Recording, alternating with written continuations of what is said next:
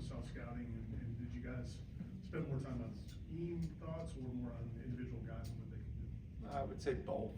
You know, once we got off that plane from Clemson that Sunday, was very much just making sure all the data was in order, so that we could dig through it on Sunday night into Monday. And I would say the first, before we got back with the players, a lot of it had to do with just the data through the first 4 weeks, you know, where we're at, what we were doing, what are the things that we can build off of.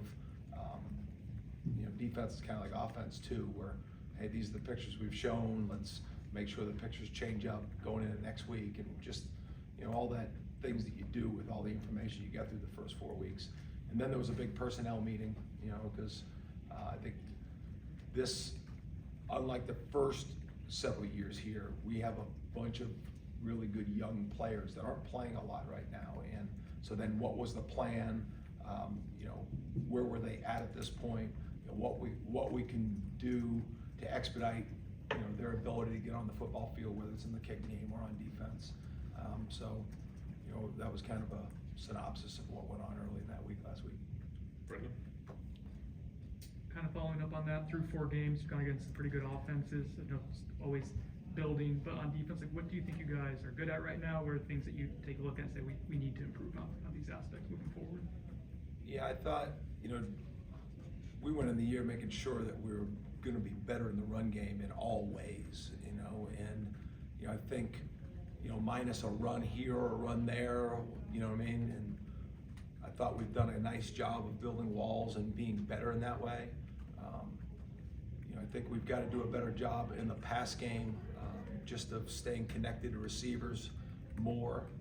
I think that can be definitely improved upon. You know, I liked, you know, there were different games of different focuses, you know, keeping some of these quarterbacks in the pocket. I thought, you know, especially going all the way back to the LSU game, I thought our front really did a good job of just understanding what we were trying to get accomplished in that game and their execution of it. You know, as you build on year to year, week to week, you know, you put more and more on them, and just measuring, you know, what's too much, you know, what is allowing your guys to go play, and, you know, just, you're always, you know, coaching is always about trying to put yourself in a position to reflect with the fast forward button on, you know, and that's kind of what we try to do. And you know, I've got a good sense of what our guys do well. We got to continue to, you know, double down on that, but also stay ahead of it, you know, so that, you know, offenses every time they line up have a little bit of this type of mindset to them. So I like the guys that we have, and I like the direction that we're heading, and just the urgency of what it needs to look like this week is just full throttle. Because, you know, we as fans don't necessarily have all the information, but you, in a game like that against Clemson, where when you blitz more, you have more success. Then the next question from our side is, well, why don't you blitz more? So like, what goes into those decisions, and kind of did Clemson do anything differently that you guys maybe either didn't expect or didn't believe would happen? To answer your first question, I mean, if blitzing was always what was going to work, we would blitz every single play, you know, and we have blitzers ready for each play, you know, to be honest with you, whether they're in empty formations, unbalanced formations, condensed formations, 4 opens, you know, and you know, you have mindsets going into each game of, you know, when we look at things, it's always like, okay, what's the matchup personnel-wise? Are there any tips or identifications in motions and splits and formation looks that you want to pressure those looks? Are there certain looks that you don't want to pressure? Are there certain times that you don't want to show a look, so then when that comes up again in a critical situation, they're not prepared for what you're going to do? You know, so there's all those things, and you know, there's times that we've played a lot of coverage, there's times that we've pressured a lot. I hope in both those instances they both work, you know, and you know, it's my job to continue to work through that and put them in the best situation, you know, and that's the job every week, you know, whether it's the first play of the series, whether it's the last play of the game, you know what I mean? What is the scenario that we can put our guys in the best position that they can go play their best? You know, and sometimes that has to do with rushing 4, sometimes that has to do with rushing 7, you know, and all that stuff just goes into putting together a plan. Brendan? specifically the Kalen blitz and fumble and touchdown, one of the significance of that play, like for you to see that happening, what was that like? And then two, I guess, what did you see maybe going into that play that allowed you to like, okay, we're gonna do this aggressive field side blitz? Well, that whole series, that was I don't even want to say a back and forth game, but obviously it was at a critical moment. But we'd done a really good job in the run game, and they hit their first big run, over a 30-yard run on a counter play. Then Jared comes back and answers it with a TFL on just a base look, and so we got him to 2nd and long and plus. You know what I mean? And so there had been a few of their throw games that took a little bit longer to develop, per se, in some of their route combinations. So it's something that it's just some pressures that we feel comfortable with, and what I was proud of is the communication that happened between Tatum, Shaheem, and Kalen on that play. And when you execute at a high level with good players, usually good things happen, and that was a big play, and it was a critical play. And momentum is as big as the next play, but that was a really big one for us, and proud to see Fisk pass it to Kalen and make that thing work. Go to Corey. You guys have had stretches in every game where you've kind of been dominant. Even the Boston College game, we went on a 28-0 run. They had 5 drives, they didn't do anything. LSU, you shut down for the most part. Clemson in the second half, you shut down. Is there a common theme to why that doesn't start from the start of the game? You know what I mean? Like, it seems like you struggle to start the game, you find your footing, and then you can take control of the game. Is there a common theme to, is it just teams doing things you haven't seen on film to start a game, that you guys get your footing later as the game goes on? I think, Corey, we always want to start fast, and there are some games that we've started fast than others. I mean, you look at how the season started, and that was the opposite of the way, big play, but then you go down and you stand up. What my message to the guys has been through 4 weeks is, what I really appreciate is when we've needed you, and we've needed you at times, as a defense, when our backs have been against the wall, we've played our best. That's great, right? Let's play our best when we're not near the wall, and it's taken a lot of work to get that mental toughness and that belief and that fortitude, that whether it's a goal line stop, or whether it's a critical 3rd down, or whether it's in the 4th quarter, or whether we got to go create a takeaway and score, whatever that all is, really happy that we have that to us, because that's an important trait. Toughness, mindset, ability to respond, all those things. How do we create, and I use the word urgency, but how do we create that constantly? Because we try to do it here in practice. We do it in meetings, it just, in some of those games, sometimes, there are some good players you play against and they make a play, but you never want to take a knee to that. You want to force the action. You want to make sure your guys are always the aggressor.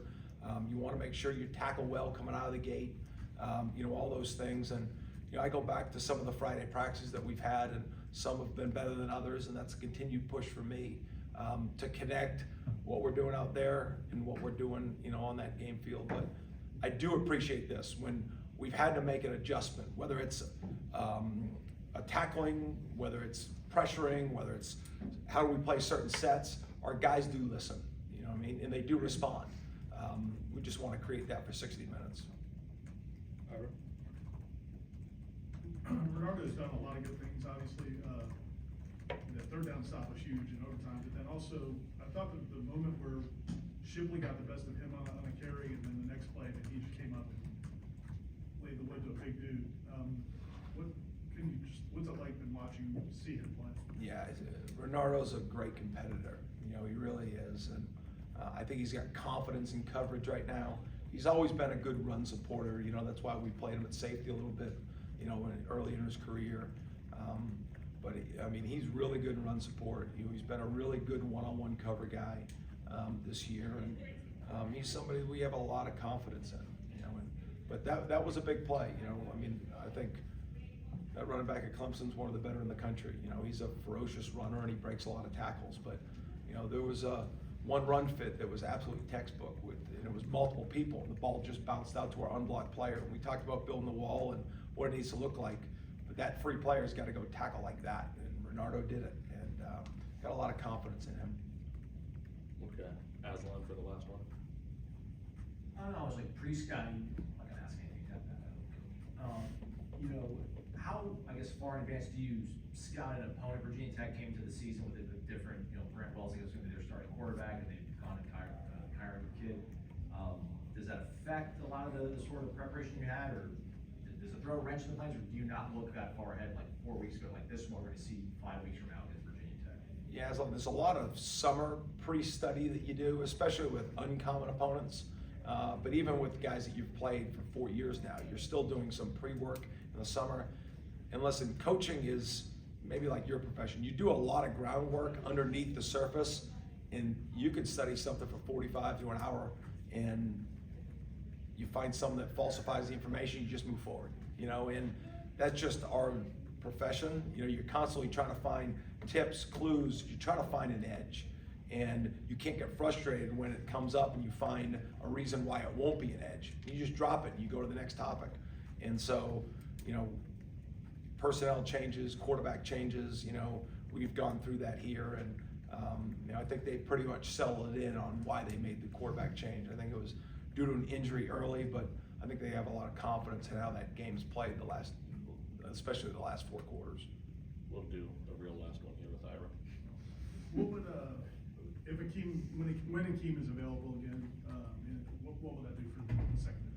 Well, it's a guy that's been almost a 3 to 4 year starter, so I mean, it will just continue to build playmaking and depth and competition, you know, and you know, just whenever he is back, it still doesn't take away the urgency for this younger group of DBs. You know, we got to continue to push that, and you know, it's human nature when you're a young player to come in and all of a sudden you don't play a lot in the first game, and you get not frustrated, but just kind of set in the way of, okay, is this the way the rotation? And our message to them is rotations, you know, as much as we want consistency, and we'll lock into a consistent rotation, but we're trying to find reasons to involve people. And so just the opportunities, whether it's on special teams, whether it's just out there on the practice field, of making sure regardless of who's available that has played here in the past, we've had guys that have come back as returning starters that have gotten beat out. We've had guys that came in true freshmen that have taken starting roles. So, you know, Akeem's definitely somebody that's played a lot of football for us, somebody that was playing good football, and we look forward to getting him back at some point. But the urgency of improvement for all players is still out there. Okay.